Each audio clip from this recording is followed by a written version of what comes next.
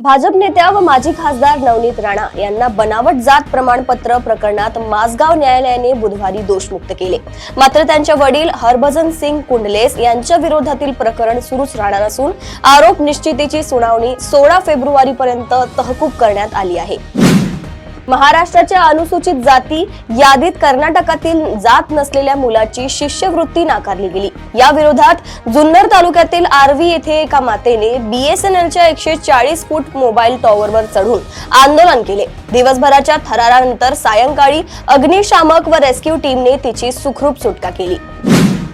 नंदुरबार जिल्ह्यातील धडगाव तालुक्यात वडील दारूच्या नशेत आईला मारहाण करत असल्याने संतप्त झालेल्या मुलाने काकांच्या मदतीने वडिलांना मारहाण केली। या मारहाणीत वडिलांचा मृत्यू झालाय। हत्येचा पुरावा नष्ट करण्यासाठी मृतदेह खोल दरीत फेकल्याचा धक्कादायक प्रकार उघडकीस आला असून दोघांविरुद्ध म्हसवाद पोलीस ठाण्यात गुन्हा दाखल करण्यात आलाय।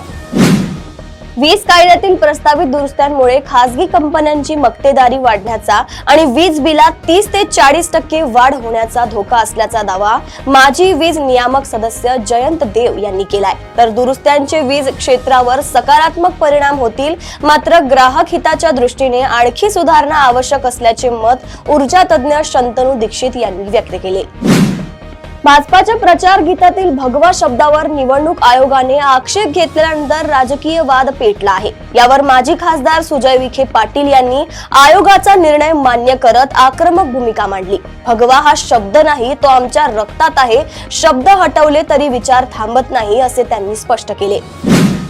जळगाव जिल्ह्यातील 40गाव तालुक्यात कन्नड घाटात भीषण अपघात झालाय। उज्जैनला देव दर्शनासाठी जाणाऱ्या वाहनाचे नियंत्रण सुटल्याने 3 जणांचा मृत्यू झाला, तर 4 गंभीर जखमी झाले आहेत। जखमींवर तातडीने उपचार सुरू असून पोलीस तपास करत आहेत। मुख्यमंत्री देवेंद्र फडणवीस व सत्ताधारी नेते मुंबईचे मूळचे नसल्याने मुंबईकरांच्या अडचणी समजत नाहीत, असा आरोप मनसे अध्यक्ष राज ठाकरे यांनी केला। मुंबई महापालिका 2026 निवडणुकीच्या पार्श्वभूमीवर मूळ मुंबईकर हा मुद्दा त्यांनी उपस्थित केला। दैनिक सामनाला दिलेल्या संयुक्त मुलाखतीत उद्धव व राज ठाकरे यांनी मुंबईचा विकास, भ्रष्टाचार आणि राजकीय समीकरणावर भूमिका मांडली। नागपूरच्या शाश्वत विकासावर चर्चा करण्यासाठी मुख्यमंत्री देवेंद्र फडणवीस यांच्या उपस्थितीत आज 8 जानेवारी 2026 रोजी नागपुरात तर्री पोहा विथ देवा भाऊ या विशेष संवाद कार्यक्रमाचे आयोजन करण्यात आले आहे। भाजप नागपूर महानगर तर्फे आयोजित या कार्यक्रमात विविध क्षेत्रातील मान्यवरांशी थेट संवाद साधला जाणार आहे। बीड शहरातील अंकुशनगर परिसरात मंगळवारी दुपारी एका तरुणाची भर रस्त्यात गोळ्या झाडून व धारदार शस्त्राने वार करून हत्या करण्यात आली। या घटनेमुळे जिल्ह्यात खळबळ उडाली असून अनैतिक संबंधातून हत्या झाल्याचा प्राथमिक संशय पोलिसांनी व्यक्त केलाय।